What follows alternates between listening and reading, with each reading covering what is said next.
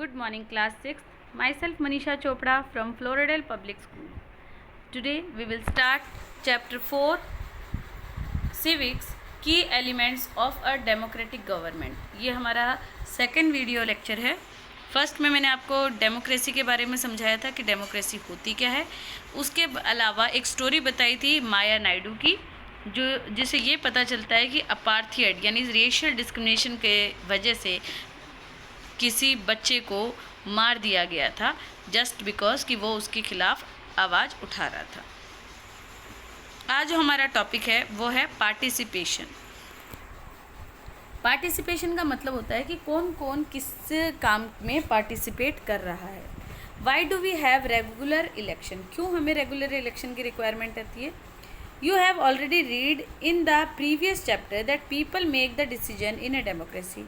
पहले आपने चैप्टर में पढ़ा था डेमोक्रेसी के सारे डिसीजन है वो जनता ही लेती है through representative. Through voting in elections people elect leaders to represent them. Vote करके अपने रिप्रेजेंटेटिव को चूज़ करती है ताकि वो उनके लिए उनके बिहाफ पे डिसीजन ले.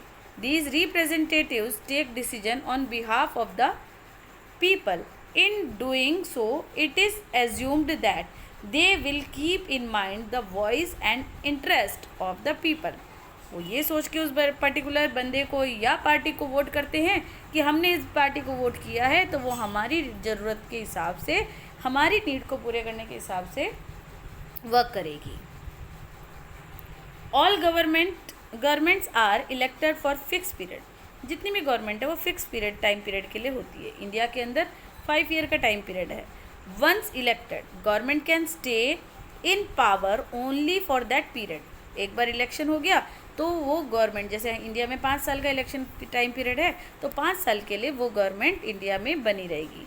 If they want to continue to be in power then they have to be re elected by the people. अगर उनको चाहिए कि नेक्स्ट 5 ईयर्स में भी वो ही पावर में रहे तो उनको दोबारा इलेक्शन करना पड़ेगा. जैसे अभी लास्ट 5 ईयर में बीजेपी सरकार का कंट्रोल था.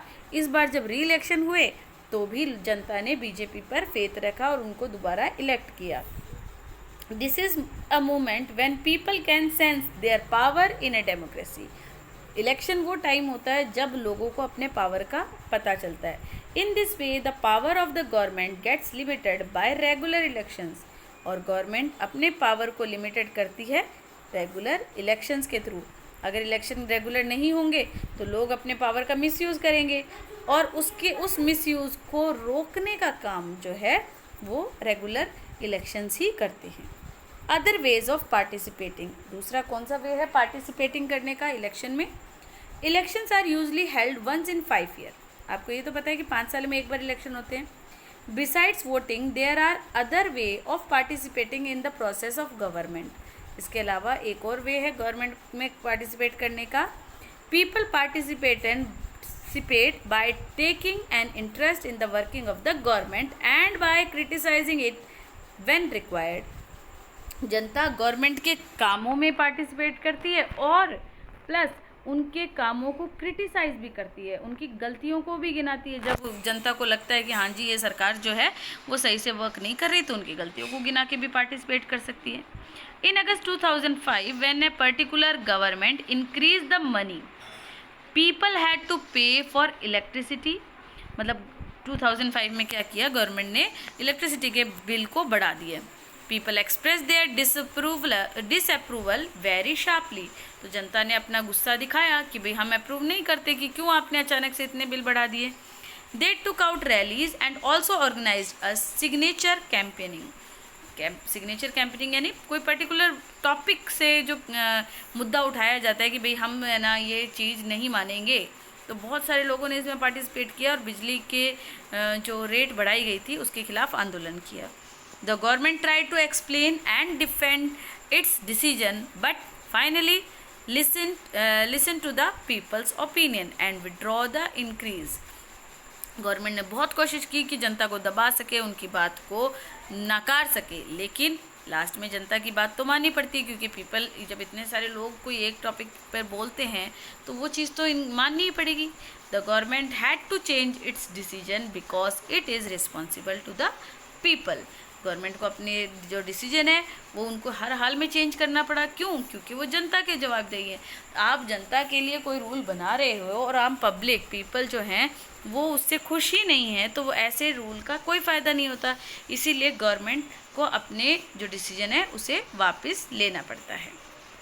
There are many ways in which people express their views and make government understand what action they should take.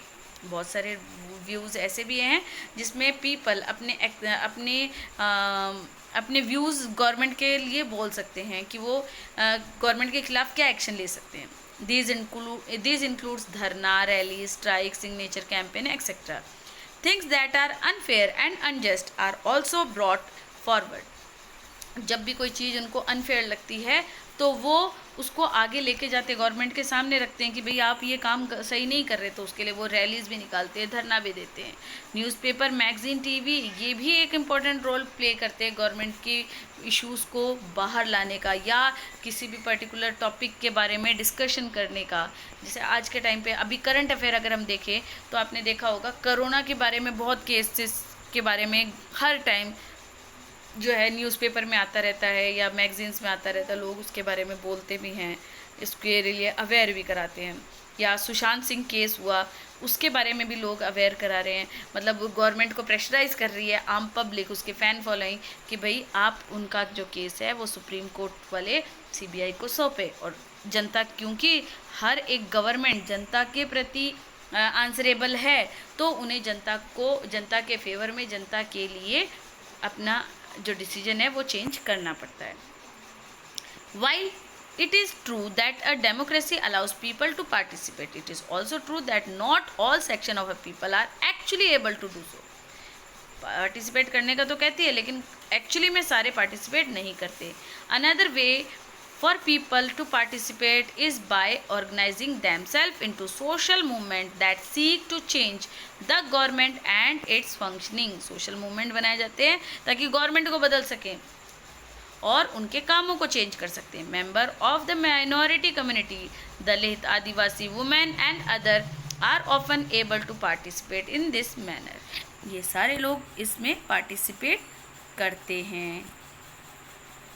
If a country's people are alert and interested in how the country is run, अगर जनता, आपके देश की जनता जागरूक है और उनको इस बात से फ़र्क पड़ता है कि गवर्नमेंट किस तरह से काम करती है, तो the democratic character of the government of that country will be stronger. तो उस देश की जो डेमोक्रेसी है वो बहुत ज़्यादा स्ट्रॉन्ग होगी। So that next time we see a rally winding through the streets of our cities and towns or village, we should pause to find out what the rally is about. अगर हम ऐसी कोई rally देखें तो हमें 2 minute रुकना चाहिए और देखना चाहिए कि आखिर वो रैली किस मुद्दे पर है, किस टॉपिक पे वो रैली करी जा रही है, उठाई जा रही है।